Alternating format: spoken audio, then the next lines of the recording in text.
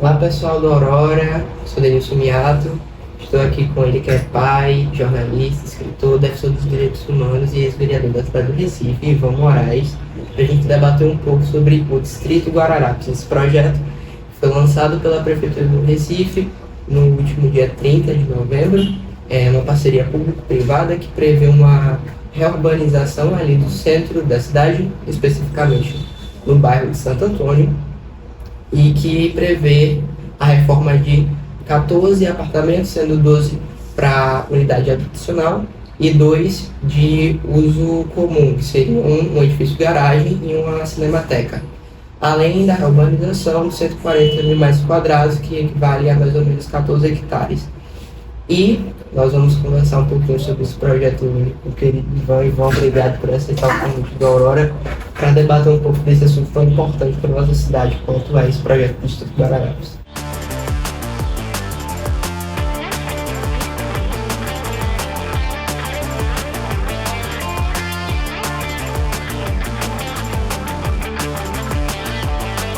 Então, Ivan, a gente sabe que o distrito ele tem sido apresentado pela Prefeitura do Recife como esse grande projeto que vai mudar o centro da cidade e reestruturar ele.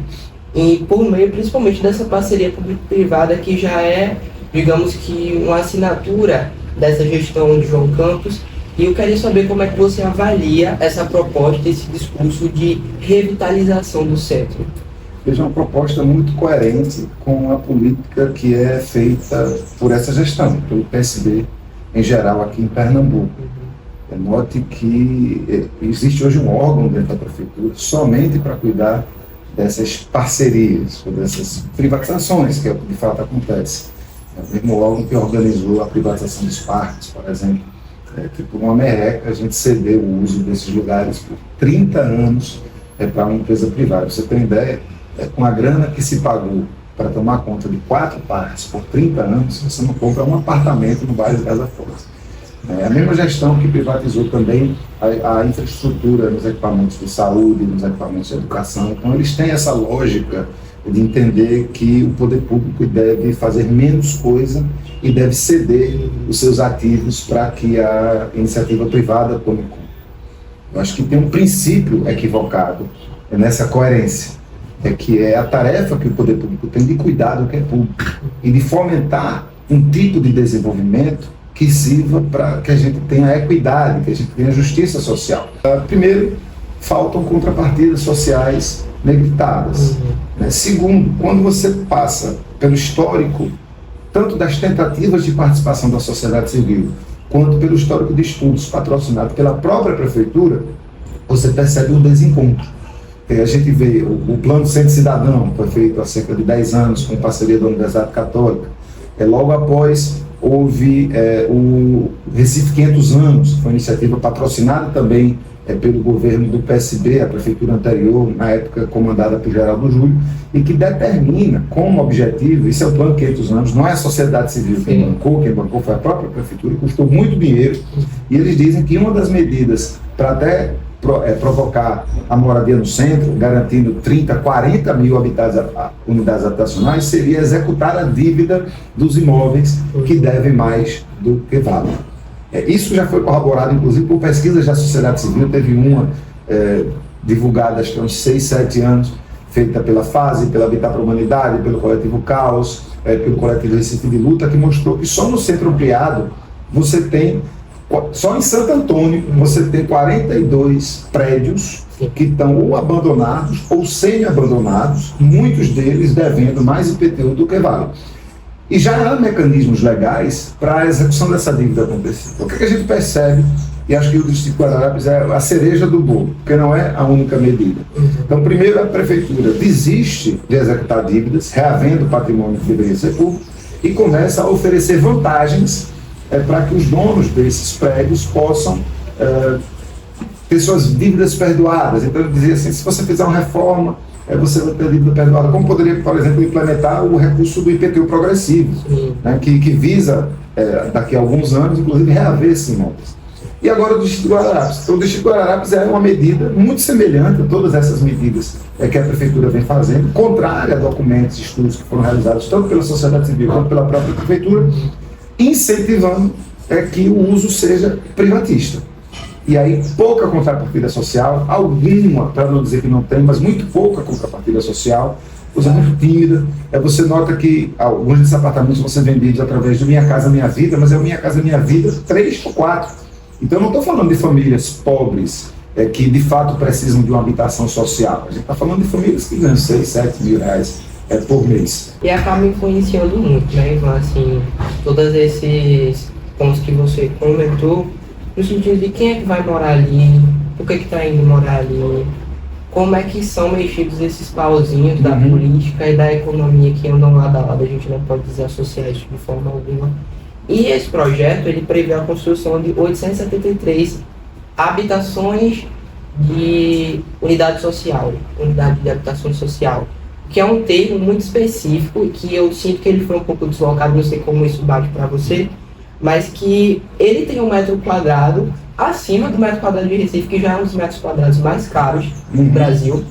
E eu queria saber como é que isso impacta de fato quem vai morar naquele local, quem vai ocupar aquele espaço. Veja, a gente não torce contra, eu acho que a conversa ela precisa se dar num nível legal, né? Eu não estou dizendo que ninguém presta, não sabe? A gente precisa evitar a lacração e a gente precisa trabalhar com maturidade. Então, torço para dar certo. Mas o que é que a experiência mostra? O que é que os professores e professoras do mestrado de desenvolvimento urbano, que a Universidade Federal de Pernambuco tem, que não foi consultado, que está buscando, inclusive, ser ouvido. Isso é gente que estuda a cidade há 50 anos. Então, estou trazendo isso agora. Então, quer fazer uma iniciativa desse jeito? Vamos conversar direitinho sobre ela? Paris, vamos ver o que, é que tem acontecido no mundo. Em Paris, tem iniciativas que dizem que em determinado lugar da cidade, 20 a 25% das unidades habitacionais, elas têm que ir para a cota de solidariedade. Então, assim, quem é rico vai pagar, beleza. Mas uma parte daquele imóvel, no mesmo prédio, imagina, no mesmo prédio, o barão que comprou o apartamento, ele será vizinho, talvez, da sua empregada doméstica, ou da pessoa que vai fazer a diária, porque acho que o emprego doméstico constante, acho que ele está em desuso no mundo, que bom. Ele é uma consequência dos processos escravocratas. Mas uma pessoa que vai fazer uma diária, uma pessoa que vai consertar uma coisa, uma pessoa que é o porteiro do prédio, às vezes mora no próprio prédio. Então acho que isso incentiva tanto o desenvolvimento quanto incentiva a aproximação entre pessoas, isso reduz o preconceito, isso é bacana. Não tem praticamente nada disso. Hoje eu vi uma notícia que vai ter aí 1.000 e poucas unidades para aluguel social, mas mesmo esse aluguel social, a gente não tem tanta certeza de que vai ser de fato social, né? O próprio Minha Casa Minha Vida, vai ter não sei quantas unidades vendidas pelo Minha Casa Minha Vida, sim, mas é o Minha Casa Minha Vida 3 e 4. Isso é classe média, isso já está acontecendo em São Paulo.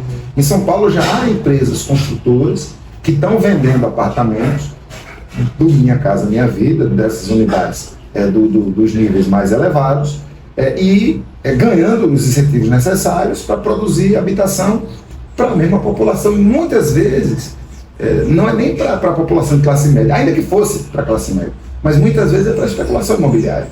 Então, a gente torce para dar certo, mas da forma com que foi colocado, sem a consulta necessária, sem que a sociedade tivesse acesso a todos os documentos, sem o tempo necessário para que a própria academia pudesse também elaborar sobre isso, é muito difícil a gente apoiar uma iniciativa dessa. A gente gostaria que o diálogo acontecesse de forma mais tranquila, de forma menos partidarizada.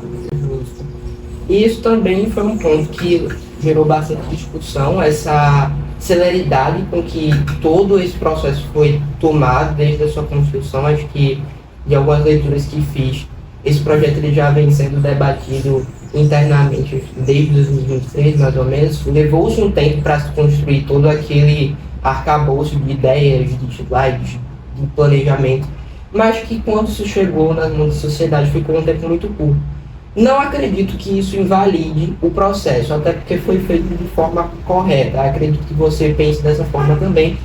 Porém, apesar de ter sido feito de forma correta, ele foi feito nas pressas. O correto, ele é interessante. Ele foi feito de forma legal, do ponto de vista jurídico. Tem que ter uma consulta pública.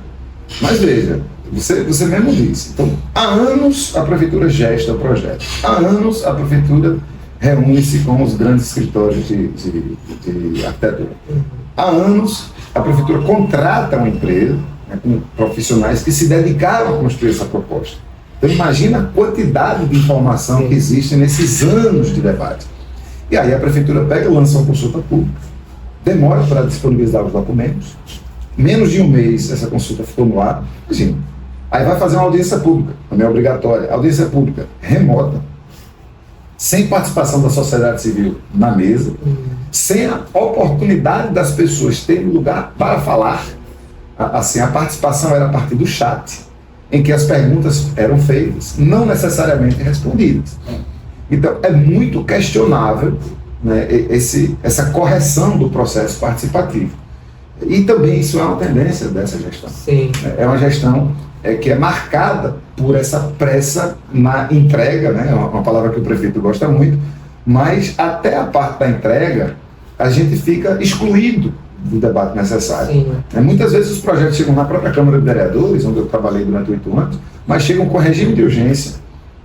Quando chega na casa, na primeira sessão plenária, a liderança do governo pede dispensa de prazo, ou seja, é a urgência da urgência, impede que haja um prazo para que vereadores e vereadoras possam realizar emendas, e no fim das contas é o sim ou não. É o sim ou não num cenário em que a maioria dos vereadores fazem parte da base do governo, né, a partir naturalmente de acordos que envolvem cargos, enfim, envolvem melhorias nas comunidades em que os vereadores atuam, e a coisa acaba passando como uma boiada.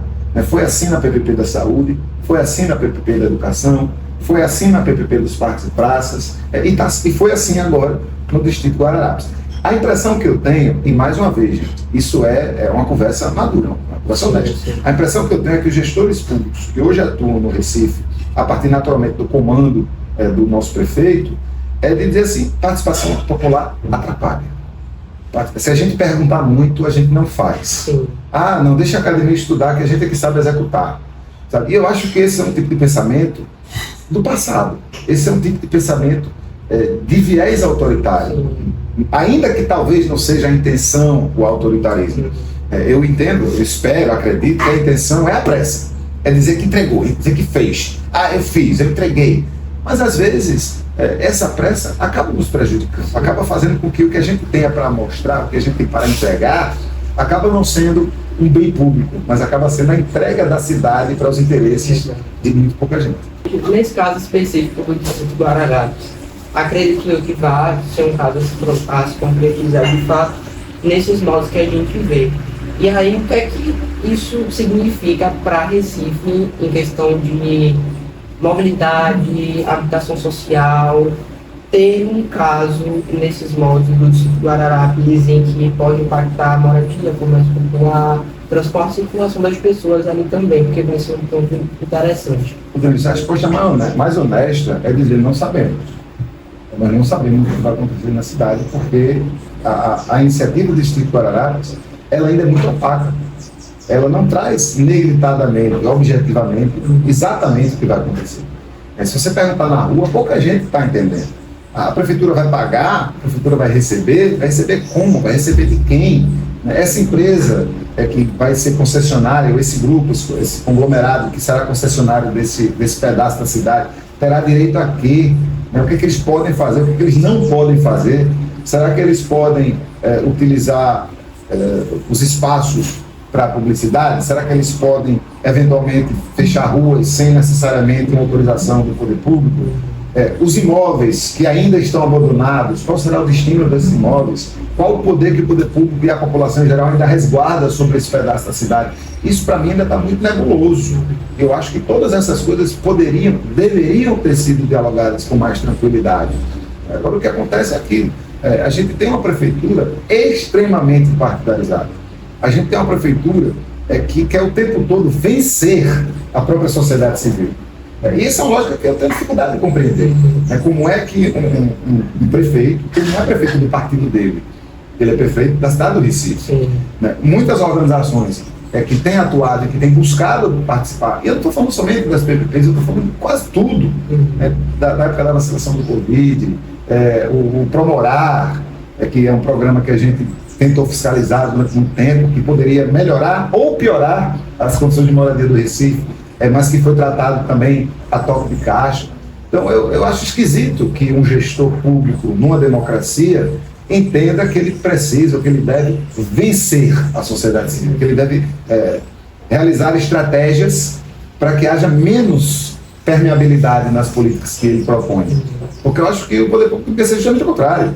Eu acho que quanto mais permeabilidade a gente tem, quanto mais aquilo que a gente coloca para jogo como proposta é debatido, inclusive criticado, o possível resultado é que a gente tenha uma proposta melhor. E ainda que a gente não tenha uma proposta melhor, ela é uma proposta legítima, ela é uma proposta com muitos donos e donas, ela é uma proposta com pessoas que sentem-se partícipes dessa proposta.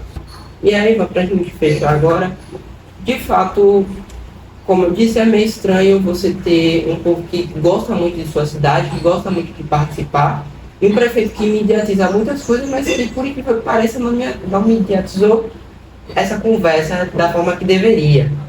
Então, quais seriam de fato as alternativas, e talvez até um conselho, assim, eu digo para você deixar para não só o nosso gestor atual, mas para qualquer outra pessoa que vá algum dia ver a cidade do Recife, dada a importância histórica de Recife para o Brasil, para Pernambuco, enfim, para as pessoas, qual é a melhor forma de tomar conta de Recife? Qual é a melhor forma de fazer essas mudanças, e fazer essas mudanças com consciência, de forma legítima, como você pontuou, e que inclua de fato as pessoas, não só pessoas de uma determinada classe, mas pessoas de todo o Recife? Tudo isso, acho que a gente tem que ser ousado.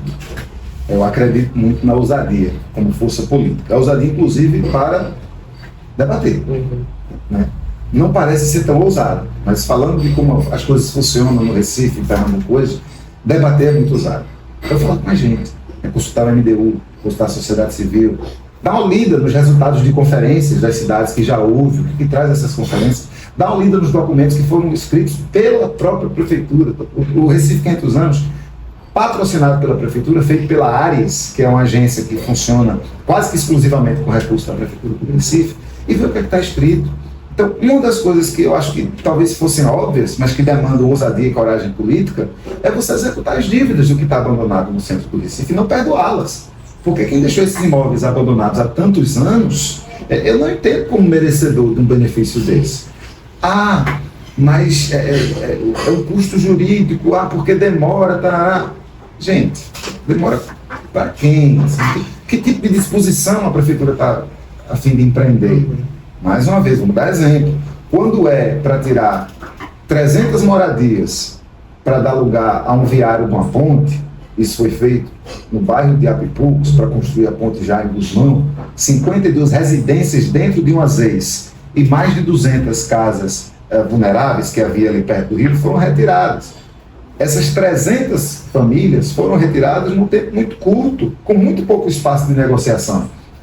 E eram pessoas que viviam, que estavam lá com suas famílias, algumas há 30, 40 anos, saíram com indenização irrisória. Então, para fazer isso, eles não acham que isso é difícil juridicamente, eles pegam e fazem. Mas para tomar um prédio que deve mais do que vale, que está abandonado às vezes há 10, 20, 30 anos, sem uma pessoa humana vivendo dentro, eles não têm coragem de fazer, meter um oficial de justiça, garantir a entrada do poder público, revitalizar a partir naturalmente de parcerias com o BNDES, com Caixa Econômica, que eles sabem fazer muito bem, tanto que estão fazendo para privatizar. Eu acho que é um bom caminho. E, de novo, não sou eu que estou inventando.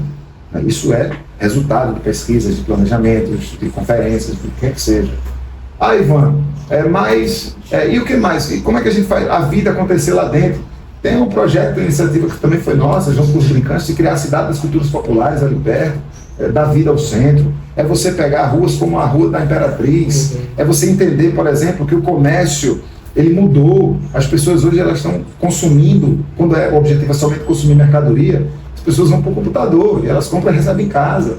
Então, a atividade de rua, ela não é mais o comércio puro e simples, ela é uma atividade que envolve experiência. Então, você proporcionar esses investimentos, você chamar os brincantes. Parceria público-privada não se faz só com empresa grande, não. Você pode fazer parceria privada com bloco de carnaval, você pode fazer parceria privada com associações de vendedores ambulantes, você pode fazer parcerias privadas com cooperativas. Então, há muitas formas diferentes, ousadas, contemporâneas. Vamos dar uma olhada no que está acontecendo no mundo. Vamos fazer o seguinte, você vai conseguir um tipo de recurso que vai favorecer uma determinada empresa para ganhar muito dinheiro a partir de um prédio. Vamos, por exemplo, de Paris, então, 20% dessas habitações não serão suas, né? Serão habitações que a gente vai conceder para pessoas que não têm onde morar, para famílias que não têm onde morar e que vão poder morar com dignidade num bairro em que a classe média vai conviver com a classe popular. Isso é maravilhoso, isso é revolucionário, isso é muito possível. Mas demanda coragem, demanda ousadia. Acho que isso é que está faltando. Para essa e para as próximas prefeituras que vão assumir aí, hein? Então é isso, agradeço muito, Ivan, ter aceitado a gente aqui na sua casa, ter aceitado o convite do Aurora PE, para a gente iniciar 2026 com uma das melhores entrevistas aí que a gente fez nos últimos tempos. Ivan Moraes, grande jornalista, escritor e defensor dos direitos públicos. Tamo junto. É isso, Ivan, obrigado. Valeu, é nóis, conta comigo. Pronto.